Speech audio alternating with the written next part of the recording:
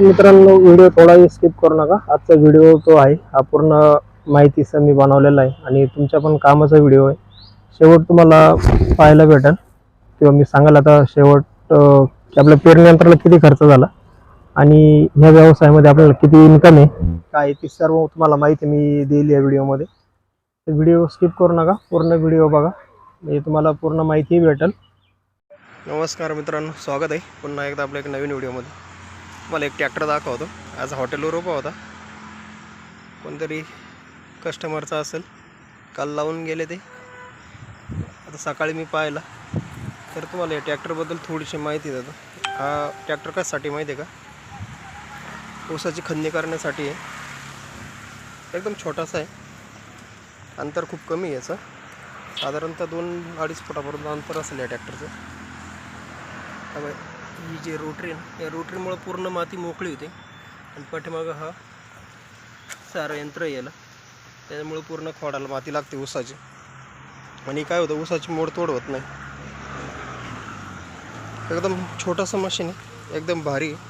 आम्ही मागच्या वर्षी याच ट्रॅक्टरने खंदी केली होती. या वर्षी आम्ही 4 टायरवाला जो ट्रॅक्टर आहे तो छोटा, त्याने खंदी केली होती, पण त्यांनी जास्तच नुकसान झाली होती आपली. तर त्यांनी काय झालं, थोडेसे कोंब जास्त मोडले ऊसाचे, कारण वळवायला जास्त प्रॉब्लेम येतो.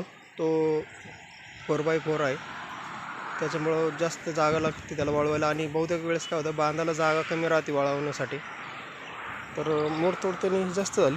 आणि या ट्रॅक्टरने ज्यावेळेस आम्ही केली होती ना मागच्या वर्षी, जास्त नुकसान नाही झालं. आणि हा काय होतं, याला 2च टायर असल्यामुळं जागेवर वळतो हा, आणि साईज पण कमी आहे. तर शक्यतो जमलं तर हा ट्रॅक्टर जर भेटला तर याची खंदी एकदम योग्य होते आणि मोडतोडे होत नाही, नुकसान नाही होत. त्याच्यामुळं यांनी जर खंदी केली ना, चांगली राहील. करून पाहिली यावर्षी, पण मग नुकसान झालीच त्याच्यामध्ये.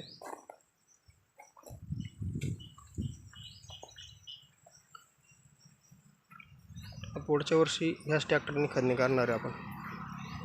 हा व्यवस्थित आहे आणि खंदी पण चांगली होती, माती चांगली लागते.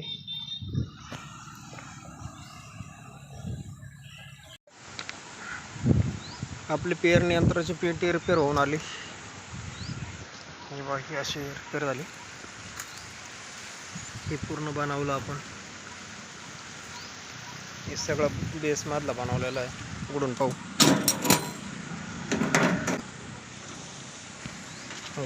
जे रबर आहे ते नवीन टाकले, क्लिप नवीन टाकल्या, आणि पत्रेचे आहे ही पण आपण नवीन टाकले.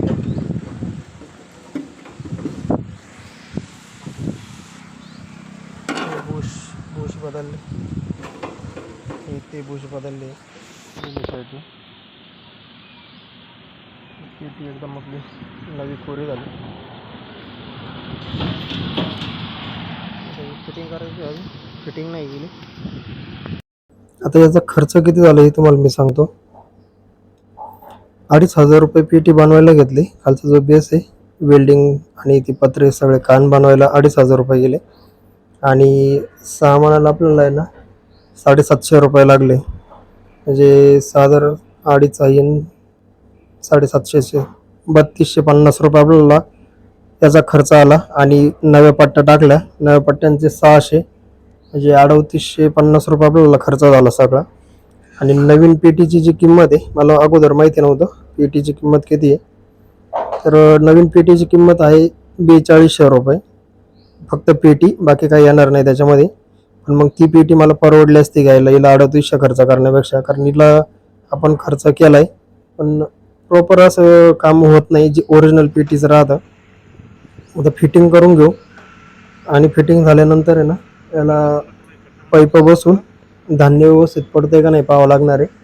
आता सोयाबीनचा सीझन आहे, पट्ट्या नंबरवर आल्या पाहिजे आणि सगळ्या नळ्यांतून धान्य सारखं पडलं पाहिजे.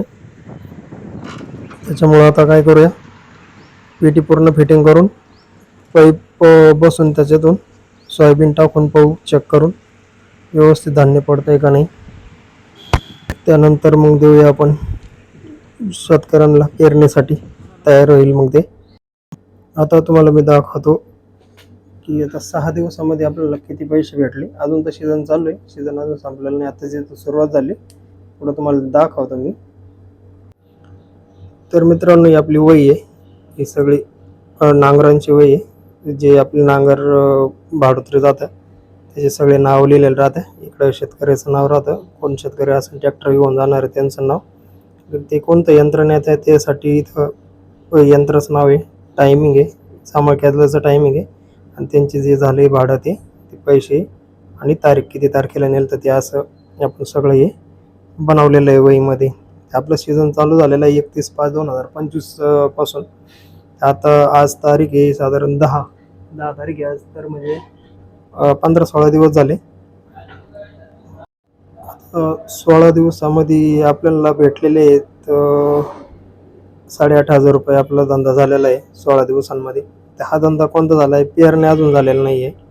ते 1-2 शेतकऱ्यांनी पेरणे केलेलं आहे, पण बाकी सगळे फन कल्टिवेटर करू राहिले. आणि पाऊस लवकर झाला, वावरात गबळ जास्त झाल्यामुळं फन करावं लागला, कल्टिवेटर मारून ते तर उलटा पालटा करावंच लागलं. तर जास्त धंदा कल्टिवेटरचाच आहे आणि बळीच आहे. सऱ्या पाडायचं काम चालू आहे मकासाठी.